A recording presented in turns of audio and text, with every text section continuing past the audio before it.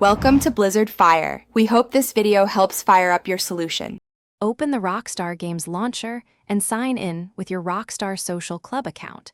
Navigate to the Library tab to find GTA San Andreas listed among your games. Click the game tile and select Install to download all required files to your chosen drive. Watch the download progress percentage and ensure you have at least 4 GB free disk space. When the download finishes, click play to launch the game through the launcher and let it complete any initial setup steps.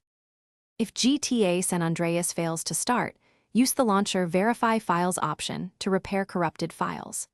Make sure your PC meets minimum requirements and update GPU drivers to the latest stable version.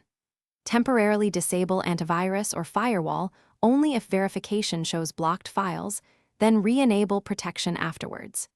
If you see permission errors, close the launcher and run it as administrator to grant required access. Restart your PC after driver updates or launcher repairs to ensure changes apply correctly. Open settings before playing to review controls, graphics, and audio presets for best experience.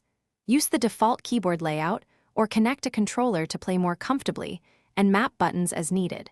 If you plan to use community mods, download them from trusted sources and place files into the GTA San Andreas installation folder.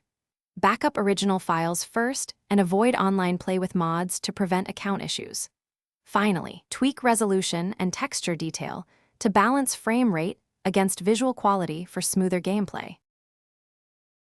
Thanks for watching. If you found this helpful, don't forget to like and subscribe.